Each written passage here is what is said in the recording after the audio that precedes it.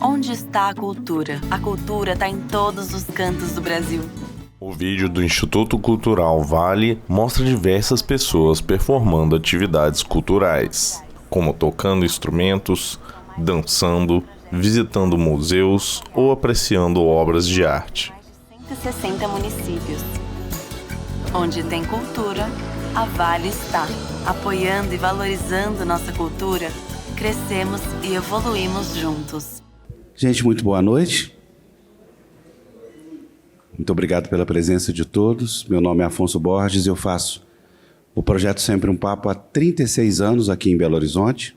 O escritor e apresentador Afonso Borges é um homem branco de cabelos e barbas grisalhos. Ele usa uma boina bege e um óculos de hastes pretas. Ele veste uma jaqueta azul escuro e um cachecol cinza. Afonso está em pé no palco em frente a 3 poltronas cinza e 2 mesas de centro pequenas. Eu queria convidar a doutora Margarete Dalcomo para ficar com a gente. Faça o favor, doutora. Entra no palco a pesquisadora e pneumologista Margarete Dalcomo, uma mulher branca de cabelos pretos usando óculos. Muita alegria também, queria convidar o Dr. Carlos Starling para dividir esse momento com a gente.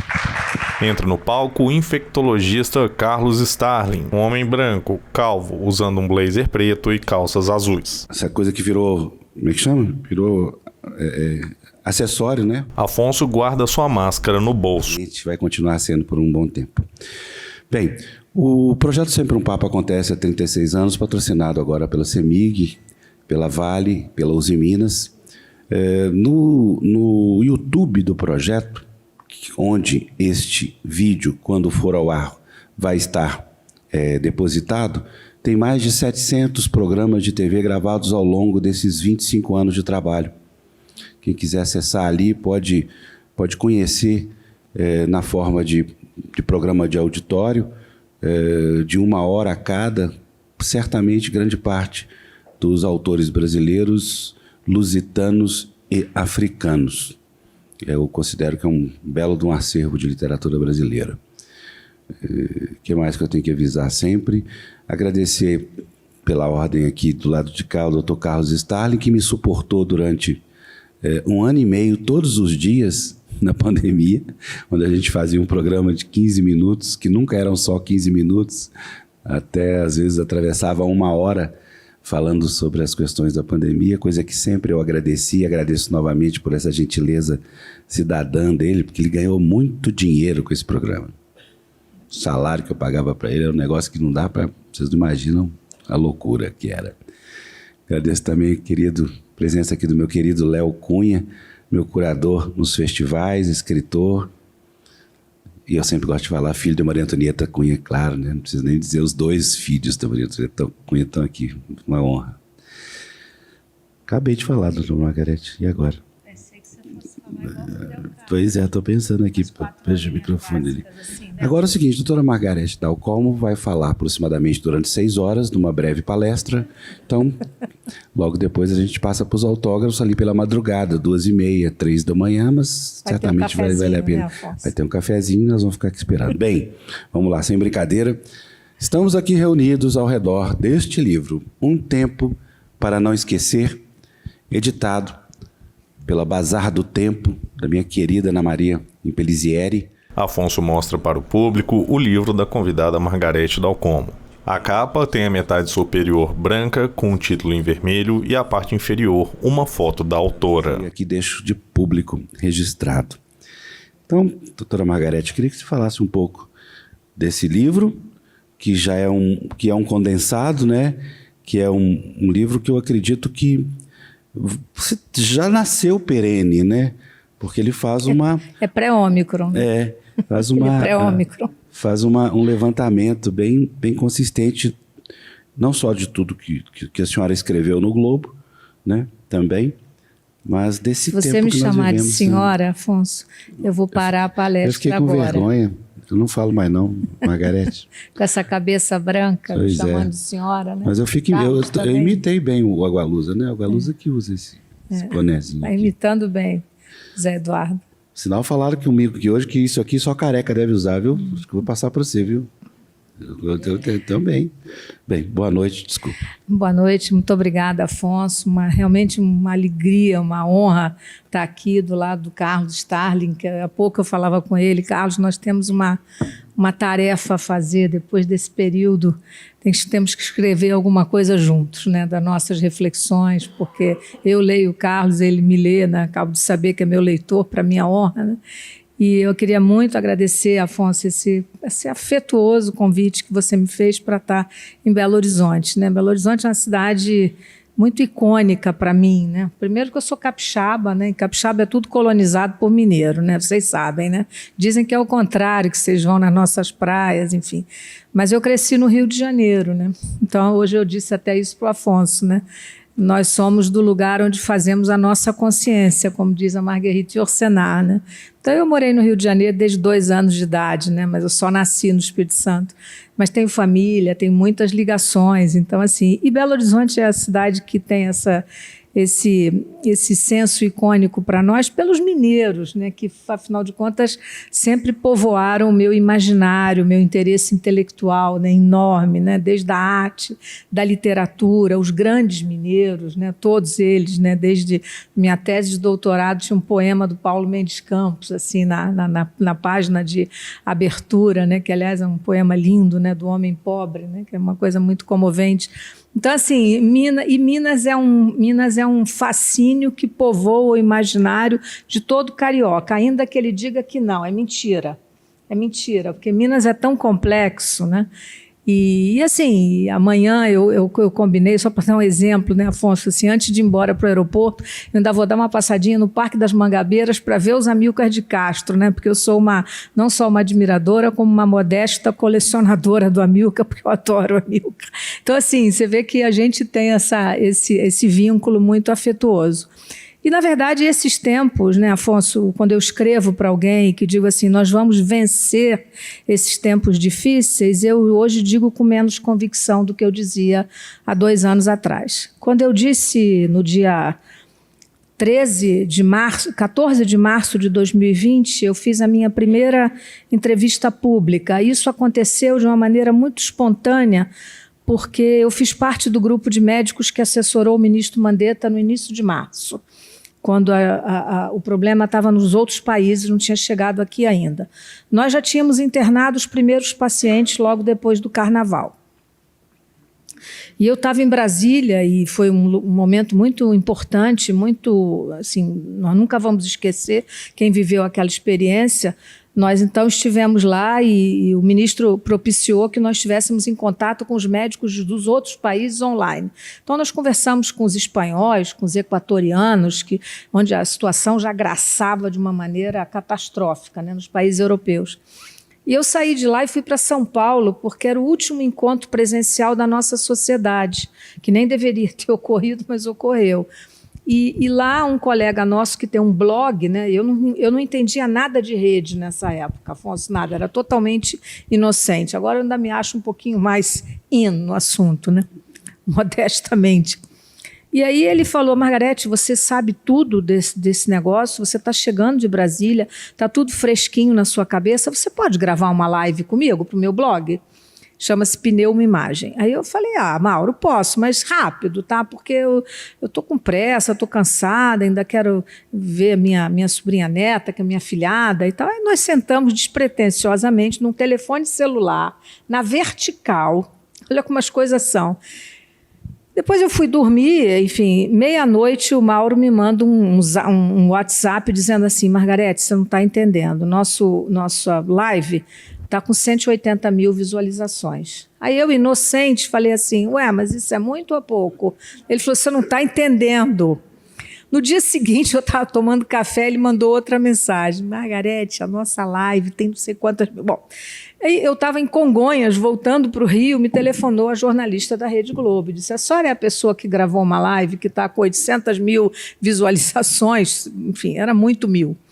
E aí eu falei, eu acho que sou, né? Fui eu mesma. Ela disse, a senhora pode vir à emissora hoje?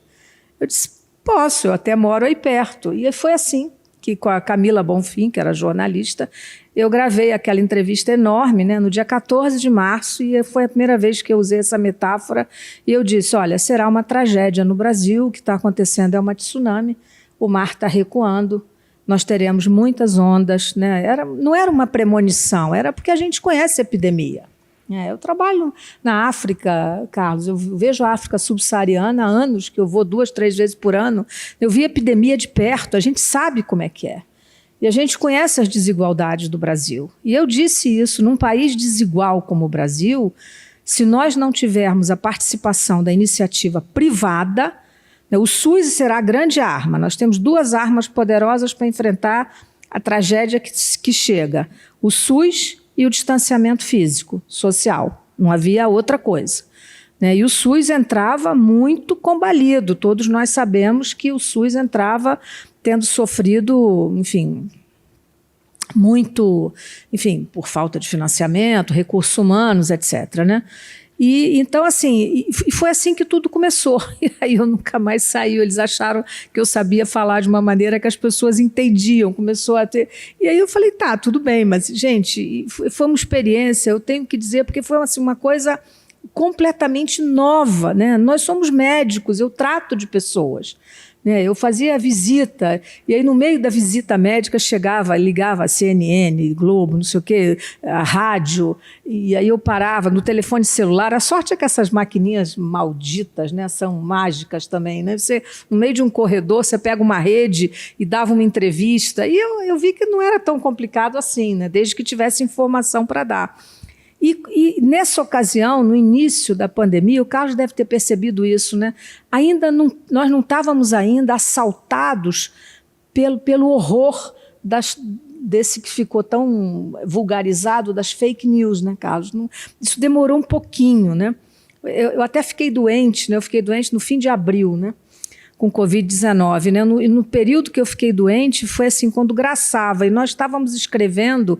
Eu e mais 9 pesquisadores fizemos o primeiro documento sobre a cloroquina. Naquele momento, nós fizemos o documento e encaminhamos.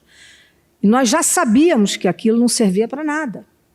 Fazia parte do grupo de fármacos que tinha sido estudado numa coisa chamada reposicionamento de fármaco, que é quando a gente estuda se um remédio usado para uma doença serve para outra coisa, para isso. E a gente já sabia que não servia. Mas não tinha os estudos de fase 3 ainda, né, Carlos? Então, assim, 1 ano depois, nós refizemos o documento e hoje o nosso documento é o que foi solicitado para ser incorporado como documento oficial da CPI do Senado. Nós ficamos muito contentes. É o nosso documento que desconstrói qualquer possibilidade de um medicamento que foi fruto e objeto dos horrores que a gente viu. Certamente muita gente morreu enganada, iludida por isso. Né? E aí começaram. Então, assim, houve momentos. E no fim de março de 2020, o jornal o Globo me chamou para escrever uma coluna semanal. Eu cometi o desatino de aceitar. No momento em que eu estava trabalhando sem parar, assim, tinha dias que tinha 14 doentes com Covid-19, 11.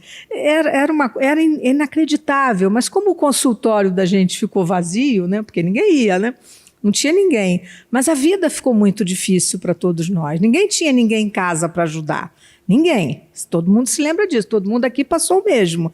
Éramos nós e nós. Tinha que botar comida em casa, né? Enfim, tinha que fazer tudo, né? Tinha que ler. Era uma quantidade de artigo que saía. Era a outra tsunami, que era a tsunami científica. Em 6 meses, se você entrava num buscador de referência, Afonso, que se chama PubMed, a gente entrava e já tinha assim, 50 mil coisas. Você botava Covid-19. Hoje tem 150 mil. Você bota Covid-19, deve estar perto de 150 mil publicações em todas as áreas. Clínica, CTI, terapia intensiva, sociologia, antropologia, enfim, tudo. Economia da saúde, tudo, né? Tem um impacto social e econômico enorme. E eu comecei a escrever as colunas, e o jornal tem uma limitação de espaço, né? Então era cortada, assim, e eu fiquei com os textos originais. E aí a Ana Cecília, a Cissa, que é tão querida, né? E várias pessoas, o Eni Ventura, né? Todo mundo me instava assim, para dizer, Margarete, você tem que escrever isso, né? Falei, gente, eu não consigo mais fazer tanta coisa, né? O dia estava curto demais, né? E, enfim, aí eu reuni os textos originais e fiz um texto original de início, né? Um documento, assim, um capítulo de reflexão naquele momento, em dezembro do ano passado, né? E publiquei o livro. Então, assim, mas o livro é pré-ômicron, por isso é que eu chamo que ele é pré-ômicron, Afonso, porque logo depois eu tenho que fazer agora uma reedição ampliada pós-ômicron, né? Eu continuo escrevendo, né? Hoje tem um artigo meu no Globo, eu escrevo toda terça-feira no Globo. Um homem e uma mulher da plateia assistem atentamente. Eu pareço assim que faço muita coisa, mas eu tenho uma disciplina interna, né? Senão também enlouqueceria, né? E aí essa disciplina de ter que escrever, às vezes chega domingo, eu falo, meu Deus, eu tenho que escrever a coluna do Globo, né? Sobre o que eu vou escrever, mas tem tanto assunto, é uma coisa assim infinita, né? E como eu leio muito, né, eu resolvi escrever um livro e revi os artigos originais e tinha sempre a história. Tem uma outra coisa também, que é uma coisa pessoal, Afonso, né, que eu tenho que dizer, eu sempre fui absolutamente encantada pela história das epidemias. Porque a história das epidemias, gente, é a história do homem, sobretudo do homem ocidental. É a história do homem. Se vocês começarem a ver, né, não vou, obviamente, aqui fazer uma palestra sobre a história das epidemias. Espera, né, gente? Tudo bem, né? Não farei isso, Afonso, mas só para rapidamente lembrar, desde assim, a peste antonina, no Império Romano, né? Então, assim, e era varíola, muito provavelmente, né, Carlos? Era varíola, né? A gente acha que sim, né? Então, assim, cada dessas epidemias gera alguma coisa que tem impacto social. E se nós chegarmos até as pestes do século XIV, do final da segunda metade, né, que geraram o Renascimento.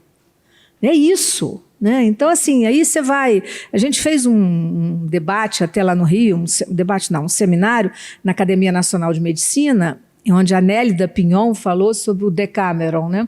Então, assim, nós pudemos conversar sobre a experiência do que foi, né, aqueles 10 adolescentes descrevendo a peste negra, né, de 1397, né? Então, assim, foi uma coisa... Então, assim, a história das epidemias gera muita coisa. E hoje tem muita literatura, né, não só sobre as pestes, até sobre a gripe espanhola.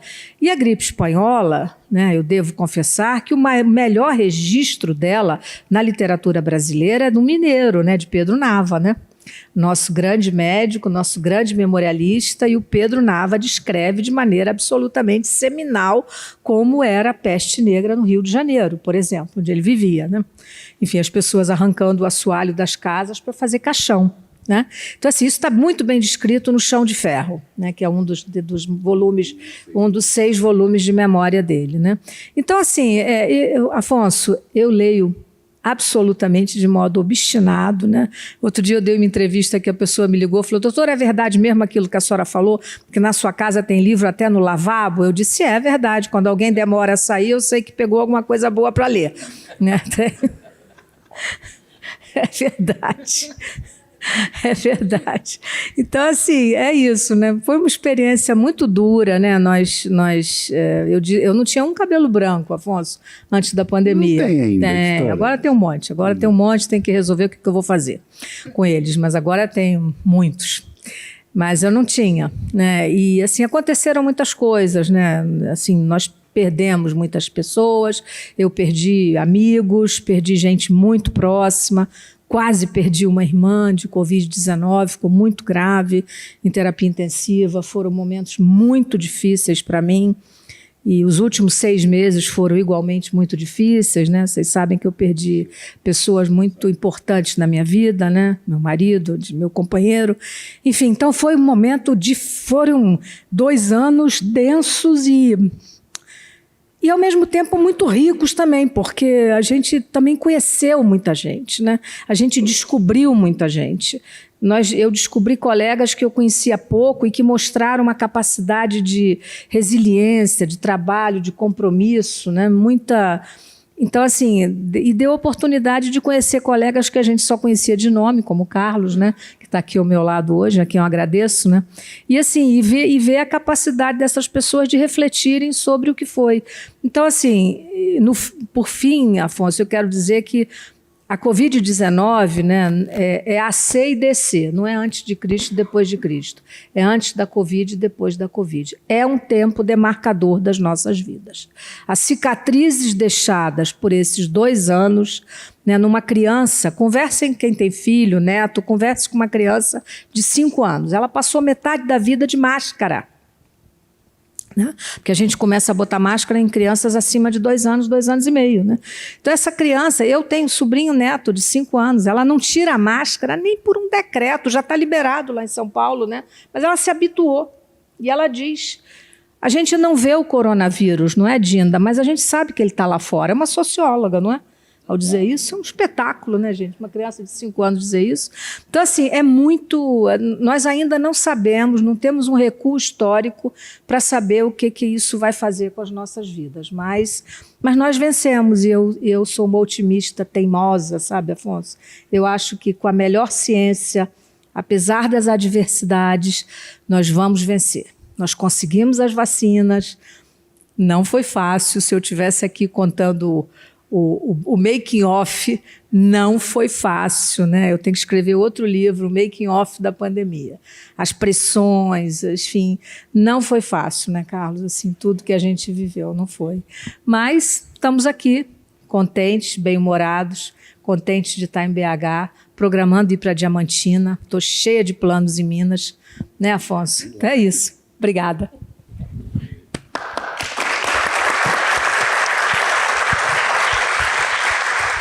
Agora pode sabatinar, Carlos. O caso, eu vou aproveitar também. O caso tá cheio, todo escrito ali, veio tudo anotado. Verdadeira sabatina. Eu te aproveitar e também pedir para você falar um pouquinho, né, cara? Agora que a gente que falou tanto durante tanto tempo, né, sobre tudo, fazer um balançozinho. Obrigado, Afonso. Obrigado, Margarete. Carlos Stalin assume a palavra. Pelo convite para participar desse bate-papo, né? E para mim é uma honra estar aqui ao lado da Margarete, uma colega maravilhosa, e que nós dividimos algumas vezes o espaço para debate, mas nós não... Eu acho que nós já nos conhecíamos, né? Não, foi uma vez no Nordeste, nós pegamos uma van juntos, saindo de um evento, né? Você foi para o Rio, eu vim para cá, né? E foi muito rápido, mas foi um bate-papo gostoso dentro de uma van, né? Lembro disso, né? Lembro disso. E depois nós nos encontramos em vídeo, né? Na TV, em algumas vezes, né? E eu dissequei esse livro, né? Porque ele é delicioso, É bom porque eu me vi várias vezes em cada um dos textos, né? Eu fui revivendo ou revendo, né, tudo que eu vivi também, né? Nós vivemos essa pandemia de forma muito intensa, né? Com o Afonso quase todo dia, 10 a 15 minutos de papo, que, como ele disse, eram meia hora, e tentando atualizar as pessoas. E desde o princípio, eu já vinha, e há muitos anos eu tenho uma relação muito grande com a imprensa em Belo Horizonte, em função das várias epidemias que nós fomos vivendo ao longo desse período, né? Então foi desde meningite, depois dengue, né? Dengue, H1N1, febre amarela, né? E essa relação, ela começou... AIDS, nossa vida ligada à AIDS, né? E desde o princípio com uma relação muito boa com a imprensa e particularmente com alguns amigos, como o Arthur Almeida, que faleceu, né? E então passei a ter uma frequência muito grande, né, na mídia e sempre atendendo as pessoas, porque primeiro eu me formei em escola pública, né? Minha vida... Uma mulher na plateia folheia as páginas do livro de Margarete Dal Como. A minha vida na escola pública, o que você tem... Eu fui formado pela população, então o que eu tenho obrigação de retornar para essa população é aquilo que eu recebi dela, né? E eu vejo a imprensa, e o papel da imprensa foi absolutamente espetacular e inédito nessa pandemia, né? Foi impressionante. A imprensa escolheu o lado certo, né, Afonso? A imprensa escolheu o lado certo, e eu tenho uma frase que eu sempre digo, que quando a informação de qualidade anda mais rápido do que o próprio vírus, nós temos uma pequena chance, né? Uma pequena chance de conseguir segurar essa pandemia. Nessa pandemia especificamente, é inédito ver os órgãos de imprensa que sempre foram, né, sempre competiram entre si. De repente, eles se uniram para apresentar dados epidemiológicos, uma vez que os dados epidemiológicos oficiais passaram a ficar poluídos por uma série de informações, ou até chegar ao ponto de desaparecerem, né? Em um momento eles desapareceram. Mas então o livro é lindo, né? E a cada finalzinho, né, do texto, né, tem uma preciosidade. Eu fui pegando essas preciosidades todas, né? E de uma erudição fantástica, né? Os meus textos são diferentes da Margarete, que tem uma série de... o da Margarete é bem elaborado, ele é rico, ele mostra uma erudição, né? E a erudição dela, né, da formação e da forma como ela usa a literatura para exemplificar isso é muito bonito, né? E, bom, um comentário que eu gostaria... Eu fui pegando um pouquinho de cada capítulo, né? E eu adorei o Antes de Cristo, né, e Depois de Cristo, ou antes da Covid e depois da Covid, né? Isso é genial, né? E eu gostaria que você comentasse o que de mais produtivo sobra dessa catástrofe toda, né? Eu acho que tem muita coisa no texto, tem inúmeros tópicos que você aborda, que mostra o que de mais produtivo surgiu ou se extrai dessa catástrofe. Eu acho que essa tragédia tem 3 produtos que eu diria como resultado, né? Os gringos chamariam de outcomes, né? Assim, mas é produto mesmo, resultado disso, né? Bons no meio disso tudo, né? Desse luto, esse excesso de luto que a gente vive, excesso de cicatrizes, né? O primeiro deles é que a sociedade civil brasileira nos conhece. Ela viu que existe uma ciência nacional. Ela não precisa se reportar à ciência internacional. Nós passamos a existir. Quando alguém me reconhece, motorista, dentro do supermercado, eu nunca recebi uma demonstração de hostilidade. Eu sei que elas existem, mas elas não são mostradas para mim, né? Tem muita gente que não gosta. Mas, assim, eu só recebo afeto. Então, assim, a ciência brasileira passou a ser conhecida das pessoas. Nós invadimos a casa das pessoas, Carlos, diariamente. Muitos de nós estivemos muito presentes. Esse é o primeiro produto que eu considero positivo. O segundo é que existiu uma capacidade de produção acadêmica, a comunidade científica acadêmica brasileira foi extremamente pujante. O Brasil é o 10º país em publicações sobre a Covid-19. Não é pouca coisa, gente, se tratando de um país com as adversidades que nós temos. E terceiro, o que eu considero muito importante, é que o Brasil é um país tão desigual e tão concentracionista. Nós nunca tivemos cultura da doação, nunca. Não há exemplo disso, a não ser coisas ali muito pontuais. E a Covid-19 desenvolveu, aliás, isso eu disse na minha entrevista, se a iniciativa privada não comparecer, a tragédia será pior. E nós vivemos a criação, Afonso, do que eu espero que seja perene, de um voluntariado de nova qualidade. Então, iniciativas como Todos pela Saúde, que o Itaú botou aquele bilhão, aquilo ajudou muita gente. O nosso hospital da Fiocruz, que foi construído num ritmo chinês em 8 semanas, que é espetacular, que era um hospital com 190 leitos para Covid, com 100% de ocupação, recebeu dinheiro privado. Nós fizemos projetos com a União Rio, lá no Rio, em áreas de comunidade de grande envergadura, o Nordeste recebeu. Então, assim, o Todos pela Saúde foi algo que tem que ser perenizado de alguma maneira. Então, eu acho que esses são os produtos, sabe, Carlos, que eu espero que fiquem. Né? Eu não sei, nós continuamos a ser, nós empobrecemos tanto também o nosso agente, né? Se você pensar que hoje a gente tem 20 milhões de pessoas abaixo da linha de pobreza, né? Eu vi até eu tinha visto isso em São Paulo há 3 dias atrás, o levantamento que o padre Júlio fez do número de morador de rua, mas eu hoje andei por Belo Horizonte, eu vi muito morador de rua aqui também.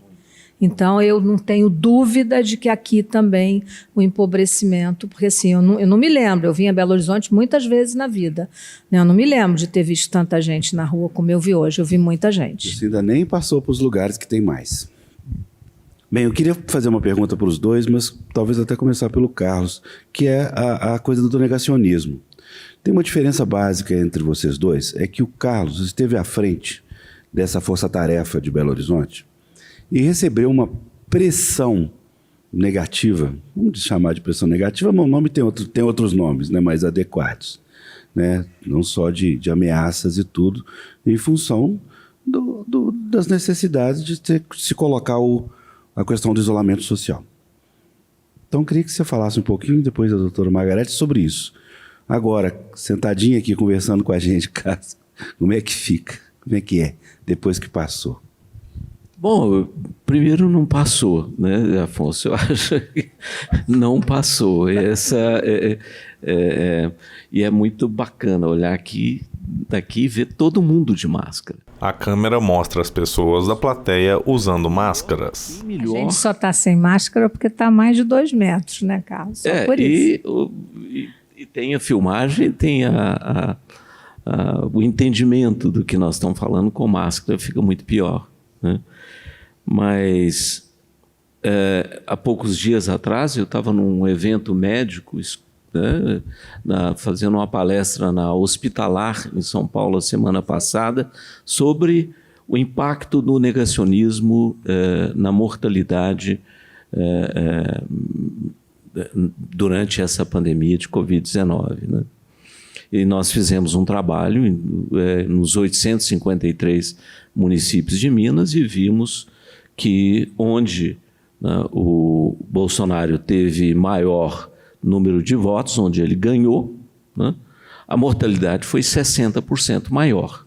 Né, e a incidência foi 60% maior e a mortalidade 30% maior.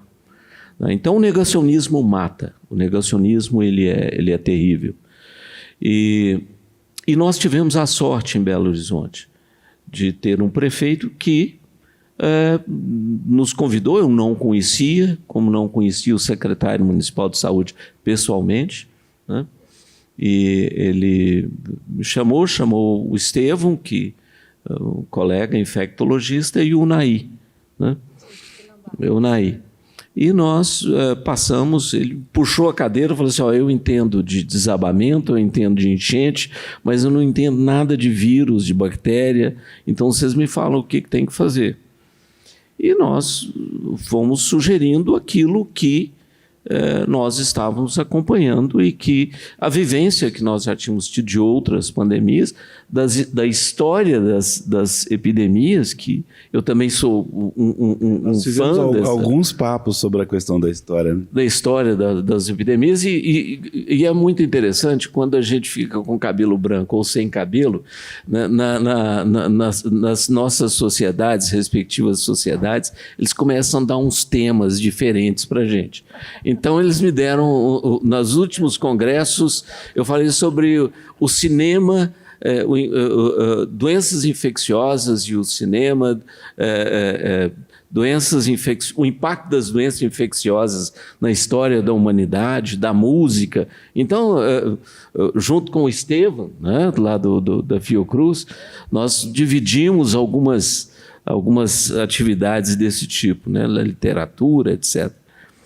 Mas aqui nós tivemos que tomar decisões muito difíceis, né?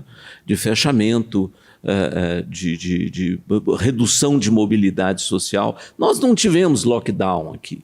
Lockdown é o que a China faz, né? E graças à China nós não temos mais milhares de variantes, né? Ou subvariantes, né? Não é o que se a estratégia deles está correta ou não, mas é o que eles podem fazer e nós temos que agradecer, porque senão nós não conseguiríamos correr atrás de tantas variantes se a China adotasse um laissez-faire, né? Deixa correr solto. Bom, isso é outra coisa. Mas essas decisões acabaram, né, por gerar uma série de descontentamentos de parte da sociedade. Mas a grande maioria da população apoiou, e apoiou muito, né? Mas nós colecionamos milhares de haters, né? Teve um colega nosso, o Reinaldo, né, acompanhando redes sociais, falou: Carlos, você tem muito hater, né? Eu falei assim: o que é hater, Reinaldo? Eu também não estava muito a par daquilo, não acompanho, não sou muito de rede social, né? O máximo que eu tenho é um WhatsApp, e foi feito um Instagram, e no meu Instagram, que a minha filha fez, os haters depositavam todo o ódio, né? Então, andando de bicicleta um dia, que eu adoro ciclismo, né? Aparece uma coisa e fala assim: esse cara anda de bicicleta, né? Então nós temos que ficar de olho onde ele anda, ou seja, uma ameaça de atropelamento velada, né? E eu subi na Serra do Curral de bicicleta. Diversas pessoas da plateia assistem atentamente. Parou um carro do meu lado. Falei assim: o senhor é o Dr. Carlos? Eu gelei, né? Porque eu falei: esse cara vai me dar um tiro. Não, né? sou não. Eu falei assim: bom, se eu disser que não sou eu, ele pode matar o ciclista errado, né? Então, eu falei: sou eu mesmo. Ele falou: nossa, doutor Carlos, eu tenho que te agradecer demais, né? Pelo trabalho, pelas decisões, e pelo fato de meus pais estarem vivos, né? Ou seja, né, temos mais lovers do que haters. Temos Carlos. mais lovers do que haters. E o que chama atenção, o que é muito bonito no livro, e que é uma marca constante nos textos, né, da Margarete, é a percepção da importância da desigualdade social no sofrimento por essa epidemia e pelas próximas que virão, né? E a esperança, a resiliência, isso é marca registrada, né? E a fé na ciência. Se eu pudesse resumir 3 pontos importantes dessa obra, é exatamente essa, né? A sensibilidade pela desigualdade, a esperança e a fé na ciência, que é o que eu admiro profundamente nos seus textos, né? A sensibilidade, a erudição e esses 3 pontos. Muito obrigada, entendeu muito bem, né? Entendeu muito bem. Mas é isso, eu acho que nós tivemos o outro lado dessa moeda, né? que não é o mais importante, né? Porque, como eu disse, Afonso, a gente recebe muito mais demonstração de afeto do que de hostilidade, né? Não me lembro de ter tido assim, mas a gente recebeu, também recebi muitas falas, assim, né? Desde essa médica que deve estar milionária, ganhando dinheiro da imprensa, como se a gente recebesse um centavo, né, diante dessa tragédia para fazer qualquer dessas coisas, ou escrever em jornal, nada disso, a gente recebe nada, né, para isso, né, mas enfim, acho que nenhum de nós, né, mas enfim, não tenho nada contra quem recebe, mas enfim, é uma opção. Mas isso houve muitos momentos em que isso foi dito. Mas isso é pouco importante diante do que estava acontecendo, da força dos fatos, né? Eu acho que nós fomos submetidos a uma força cotidiana de exigência que nem dava tempo interno, Afonso, para a gente dar muita importância, né? Então, mesmo quando eu, agora, recente, esse ano já, né, que eu escrevi aquele artigo na Folha, a pedido da Folha, né, dizendo, a Folha pediu para eu escrever, pode ter carnaval? Eu disse, não pode ter carnaval. Só escreve um artigo sobre isso? Escrevo. Eu escrevi um artigo dizendo que não podia ter carnaval. Não foi fácil. Não foi fácil. Todo mundo conhece a força, né, a força de quem está ligado ao carnaval, a importância do carnaval. Então, assim, naquele momento, a minha rede social de Instagram foi assim, foi um negócio que eu nunca pensei que eu fosse ler, assim, sabe, assim, coisas terríveis sendo escritas como se eu fosse uma megera, assim, não era mais aquela pitonisa do mal que dizia na televisão, vai piorar, está piorando, né? Tinha dias que eu mesmo ficava, meu Deus do céu, mas tinha que dizer a verdade. Só uma curiosidade, Afonso, no Natal de 2020, a situação estava muito grave, não tinha vacina, né, gente? Acabava a cepa gama, Manaus começava aquela tragédia, né? Aliás, o exemplo de Manaus, né, Carlos? Manaus foi o lugar onde teve o primeiro pico epidêmico no Brasil em abril de 2020, né? Primeiro pico, aquela mortandade, enterrava 30 por dia, passou a enterrar 170, né? O governador me ligou, ficou chateado, porque eu falei isso, falei, mas eu dei algum dado errado? Não, dei um dado verdadeiro, né? E nosso colega lá de Manaus já estava começando a ser perseguido porque tinha publicado o primeiro trabalho dizendo que a cloroquina não servia, a vida dele virou um inferno, né? Meu colega da Fiocruz lá de Manaus, trabalho excepcional, Marcos Lacerda, meu querido amigo Marquinhos, a vida virou um inferno. Mas enfim, então assim, e aí eu escrevi, então foi difícil, não foi fácil não. E eu até achei graça, porque depois eu recebi um convite, quando o carnaval teve em abril, para ir no desfile das escolas de samba. Eu adoro desfile de escola de samba, no camarote do prefeito. Aí eu falei, olha só, eu tive que declinar, né?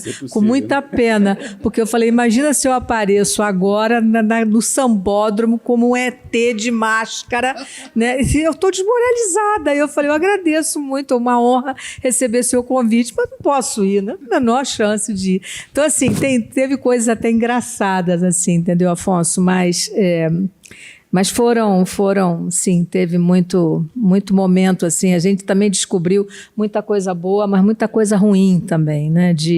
Essa coisa do lockdown, por exemplo, nós nunca tivemos um lockdown decente no Brasil, né? E assim, só para dar um exemplo, Carlos, da mesma maneira como vocês assessoraram aqui o prefeito, quantas vezes eu elogiei o prefeito de Belo Horizonte, né, pela conduta e tal. Eu estava no grupo que assessorou o governador Witzel, publicado no Diário Oficial.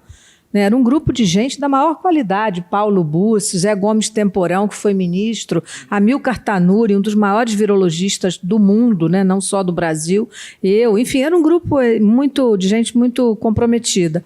O governador nunca nos recebeu, enquanto que o governador Dória, em São Paulo, né, em que pese qualquer discordância que alguém possa ter, recebia os médicos diariamente, ao vivo. O governador Witzel, nós ficávamos em reunião com o secretário da Saúde até 11 horas da noite. Eu me lembro que eu, convalescente, a gente naquelas reuniões assim, para fazer documentos. Finalmente fizemos um documento e dissemos para o secretário, entregue ao governador, tem que ter um lockdown no mínimo de 70% no Rio de Janeiro. Ele nunca nos recebeu. Quando aí apareceu o escândalo do secretário da Saúde do Rio, né, lá do Edmar, aquela coisa veio a público, né, um escândalo, e a gente trabalhando para ele. Aí eu liguei para o Temporão, falei, olha, vamos pedir para extinguir o nosso grupo, porque não tem mais o menor sentido. Nós estamos fazendo um trabalho ridículo, né? E aí a gente acabou o grupo. Foi muito triste aquilo para nós. Foi um primeiro grande baque, assim. Mas aí eu continuei no grupo da FAPERJ, que é o grupo Consciência, chamado lá no Rio, e a gente fez um trabalho muito bom. Era um grupo que reunia pessoas, coordenado pelo presidente da FAPERJ, que é o professor Gerson Lima, que é um grande pesquisador. Então a gente continuou. Então, pelo lado sem política, que foi melhor. Eu prometi que ia fazer um evento, a nossa conversa de 1 hora, vou tentar manter. Você está preparadinho para fazer alguma coisa? Eu posso fazer uma pergunta? Pode? A minha pergunta é sobre a questão das crianças. Eu sei que você falou rapidamente, mas eu tive uma experiência recente que me fez refletir. Então, um problema lá na escola da minha filha, e conversando com o diretor da escola, o problema era sobre os alunos, com os alunos e os professores. E ele disse: Afonso, esse retorno está sendo tão sério, que está sendo necessário, e aí ele inventou uma palavra que eu achei legal, reescolarizar funcionários, professores e principalmente os alunos. Uma mulher na plateia assiste contenção. Eu queria mandar essa palavra para você, Margarete, te pedindo também uma palavra sobre essa criançada que ficou... Né? De novo, a desigualdade está imposta, porque quem mais sofreu foi pobre, Afonso. Porque criança de classe média ficou estudando em casa. Foi horrível. 2 anos fora da escola é uma tragédia. A escola é uma ambientação social absolutamente indispensável para todos nós sabemos disso, né? Então, assim, a formação... Então, assim, foi muito ruim. Mas criança pobre, fora da escola, o sofrimento das mulheres tendo que ir em casa, tendo que fazer comida, aguentar 3, 4 crianças, marido em casa... sem ajuda, sem nada. Eu vi isso no Complexo da Maré, lá no Rio, várias vezes, não foi uma nem duas. Então, assim, de novo, a questão social e econômica se marca muito. Foi muito sofrido. E quanto à escolarização, quer dizer, essas crianças, elas não tinham como estudar, Afonso. Eu vi a filha da minha secretária no consultório. Um dia eu cheguei, a menina estava lá. É um exemplo, qualquer um aqui, colega, deve ter a mesma coisa para contar. A menina num telefoninho celular menor do que esse. Eu falei, mas essa menina fica... Aí ela falou, doutora, ela fica na aula. Eu falei, quantas horas ela fica? Eu falei, ela vai ficar cega. Num telefone celular, 4 horas. E aí eu falei, não. Aí a gente se juntou, os 3 médicos do consultório, compramos um computador para a menina e doamos, porque eu falei, não é possível a gente ver isso e continuar fingindo que não está vendo, gente. Tem que fazer alguma coisa. Então é isso aqui... Então, assim, foi muito duro, muito desigual. Então, eu acho que essa coisa de reescolarizar é ressocializar no sentido afetivo e cognitivo também, as duas coisas, né? Porque o impacto foi muito grande, né? E essa coisa que o Carlos falou, que ele está certo, né? A mortalidade foi muito alta no Brasil, Afonso, e ela, como foi alta também nos Estados Unidos. Mas quem morreu lá também foi pobre, porque lá não tem SUS. Então, muita gente morreu em casa em Nova York, na cidade mais rica do mundo, morreu em casa, porque não tinha como ir para o hospital. Então, quem morreu foi preto e pobre, em Nova York. E aqui morreu muito mais entre pretos e pobres também. Então, de novo, a Covid-19, né, eu costumo dizer que não foi o rei que ficou nu, foi mais do que o rei, foi o rei e os súditos, todos que ficaram nus. E a escola, eu acho que é o exemplo mais paradigmático disso, Afonso. Vai precisar reescolarizar, sim, cognitiva e afetivamente essas crianças. E vai precisar também, uma hora, a gente... E vacinar, tá, Afonso?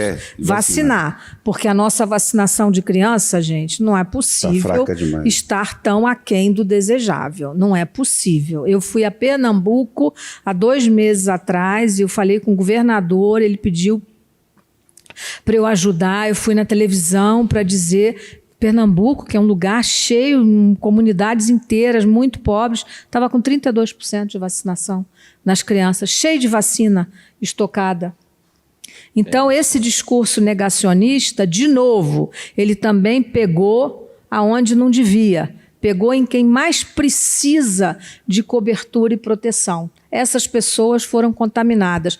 E, por fim, violando, né, o que está até no jornal hoje, essa entrevista que eu dei, em algum lugar saiu isso, que eu falei, isso violou a coisa mais preciosa que nós temos no Brasil, que é lindo, que é a confiança da população com as vacinas.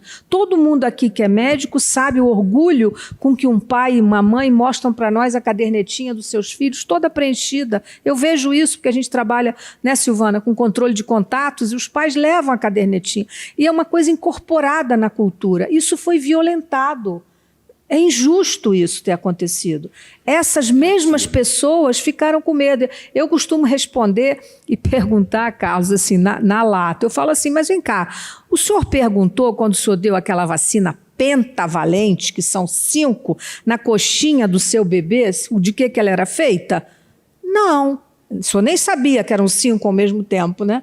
Então, por que o senhor está preocupado com a vacina da Covid-19? É assim que eu consigo convencer, assim, meio, digamos assim, quase que brutamente, né? Porque não é possível, gente, que alguém ainda fique se perguntando que vai fazer mal, que vai matar, que vai virar, não sei o quê. Mas um dia vai ter que acontecer esse acerto de contas entre política e ciência, né? Carlos Starling assume a palavra. Essa questão da escola é muito importante, né? Eu tive um debate muito pesado com as escolas aqui em Belo Horizonte, né? Porque na medida que nós fomos fazendo uma flexibilização de atividades comerciais e tudo, sempre vinha uma pergunta e um comentário muito interessante, né? Por que vocês abrem o boteco e não abrem as escolas? Né? Por que vocês liberam o futebol e não liberam as escolas? Né? Eu falei, olha, quem não sabe a diferença entre um boteco e uma escola está perdido, né? Porque nós estamos mal, não sabe a diferença. Olha, escola, as pessoas passam 4, 5 horas juntas, 5 vezes por semana, né? Num ambiente fechado, né? Geralmente mal ventilado. Aquele estudo que vocês fizeram do número de toques também das crianças, né?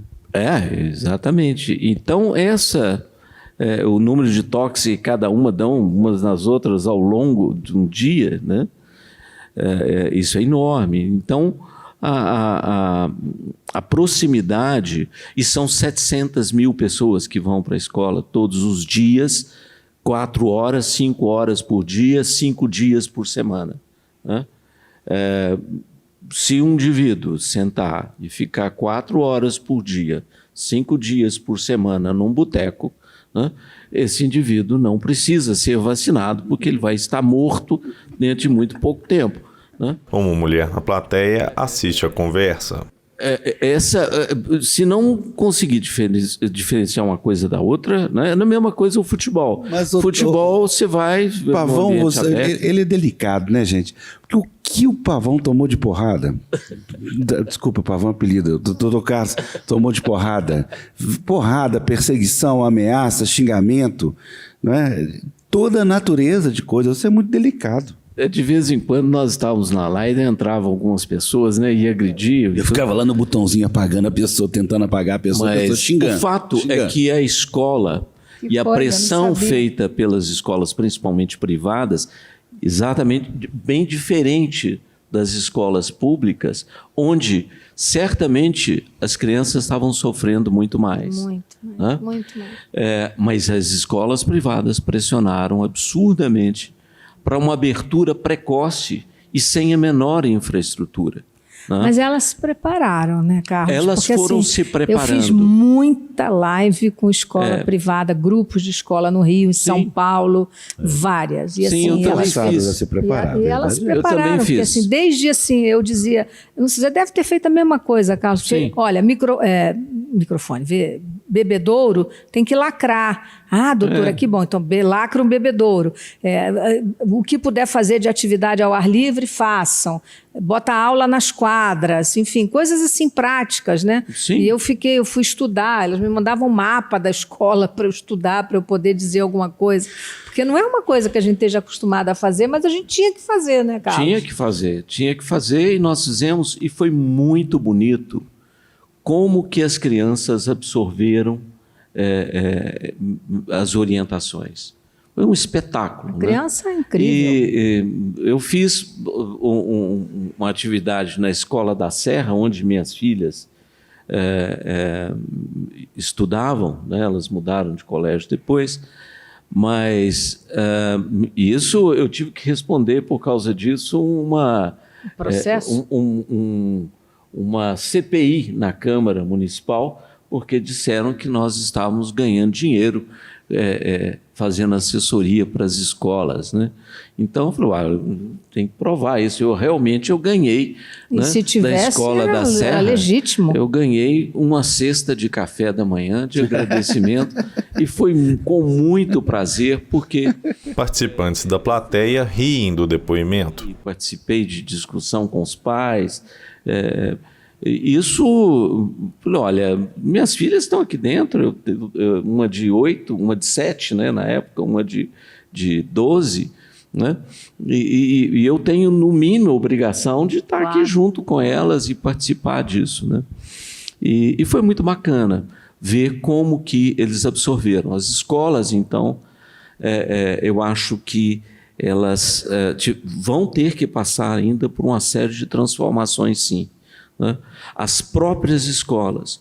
E nós estamos vendo isso acontecer nos Estados Unidos, onde o clima é bem diferente, então eles estão colocando filtro EPA, usando tecnologia de proteção, porque, olha, minhas filhas sempre voltaram, né? Eu já tive vários surtos de piolho em casa, né? Eu acho que todo mundo aqui já teve piolho Tome ivermectina, né? Para piolho serve. Para piolho serve, né? Nós já demos. Mas criou resistência, você viu? Saiu o trabalho agora mostrando que os piolhos estão resistentes à ivermectina, gente. E isto é uma tragédia sanitária paralela, de tanto que o povo tomou para nada, e aí o piolho não ficou resistente a ela. Vê que tragédia? E piolho é uma coisa tão comum. E a culpa é do piolho, você sabe, né? Mas essas coisas todas, eu acho que o respeito às epidemias e o respeito a quem fica doente, ou seja, os pais mandavam as crianças para a escola doentes. Sempre isso foi hábito, manda isso, né? Como se aquele menino não pudesse infectar outro que tem um avô que vai ter uma influenza grave e vai morrer. Ou seja, a cadeia epidemiológica da qual a escola está inserida nela, né, nunca foi discutida. E a Covid-19 trouxe isso para o nosso dia a dia, né? E esse é um ganho que a própria escola tem que absorver, metabolizar né, e discutir com os pais. Eu acho que isso talvez seja também reescolarizar, né? Doutora Margarete, tem que te perguntar sobre a decisão do Congresso hoje, né, de aprovar o homeschooling. Foi aprovado? Aprovado o quê, Afonso? Eu considero isso, eu espero que isso tenha condições de ser revisto. Né? Escola é estudar em casa. Isso é uma coisa absolutamente, eu diria que num país como o Brasil, quase criminosa, eu diria. Sem medo de usar essa palavra, criminosa, porque é uma maneira de entregar para as famílias uma responsabilidade que elas não têm condições de manter. Tem muita criança, Afonso, cuja única refeição do dia é a merenda escolar. Então, ir para a escola não é só estudar e aprender a escrever ou aprender matemática ou o que quer que seja, mesmo com as deficiências do estudo público no Brasil, é uma maneira de poupar também as famílias. Essas mulheres, elas precisam também sair para trabalhar, elas precisam botar essas crianças na escola. Então, homeschooling é uma falácia, não tem outro nome, absolutamente intolerável de injustiça. Isso é a formalização da pior das injustiças sociais, e você está me dizendo que isso foi aprovado, você acaba de me dar uma facada no coração. Eu não tenho certeza. Afonso, porque assim, como eu não vi, né? Então assim, isso é uma coisa, só o fato disso ter sido levantado e o Congresso está se ocupando com tanto assunto grave para se resolver no Brasil nesse momento, se preocupar, assim, sair dos seus cuidados para se ocupar com um assunto absolutamente, eu diria, indecoroso como esse, numa situação como o Brasil, eu considero realmente uma tragédia a mais depois de tudo que a gente viveu nesses 2 anos e meio. Bem, então está na hora dos autógrafos. Eu queria agradecer ao Dr. Carlos, pedir você encerrasse, Dr. Carlos, suas últimas palavras, depois você, Margarete. Bom, então eu agradeço, Afonso, pelo convite, agradeço, Margarete, pelo papo gostoso, né, a todos pela paciência, por terem vindo, e gostaria de convidá-los a rever a pandemia a partir do um tempo para não esquecer, né? E é de fato um tempo para não esquecer, e está muito bem registrado, né? Lindo livro, parabéns, Margarete, obrigado, né, por fazer esses registros de forma tão sensível, tão bonita, né? Então, e na próxima, né, em breve, né, nós devemos estar lançando uma coletânea também dos meus textos. Cansei, né, de insistir com o Dr. Carlos, agora está na hora do Dr. Carlos fazer a reunião das crônicas aí, dele. Lá no Rio, quando a gente estiver fazendo o lançamento, eu vou chamar a Margarete para eu que vou sabatiná-lo. Vai me sabatinar, né? Tá bom? Obrigado. Beleza. Obrigada, Carlos. Obrigada, Afonso. Muito obrigado, doutora Margarete. Obrigada, Afonso. Também reafirmo as palavras do livro do Dr. Carlos, dizendo o seguinte, que o afeto que você recebe diariamente por esse Brasil inteiro é um afeto verdadeiro, porque a gente deve muito à senhora. Obrigada, Afonso, pelo convite. Obrigada, Belo Horizonte, mais uma vez. Obrigada, meus amigos tão queridos que estão aqui, que eu estou vendo. Obrigada, Carlos, pela inspiração. Carlos também, eu gosto muito do que ele escreve, do jeito que ele escreve, então vou ter prazer. Se ele me der a honra, vou prefaciar o livro dele, né? Quem sabe, né? Mas ele deve ter gente mais importante do que eu, né? Com esses mineiros maravilhosos ligados à literatura que tem aqui, né, Léo? Então, assim, ele vai ter gente para chamar, né? Então, muito obrigada, Afonso, mais uma vez, né?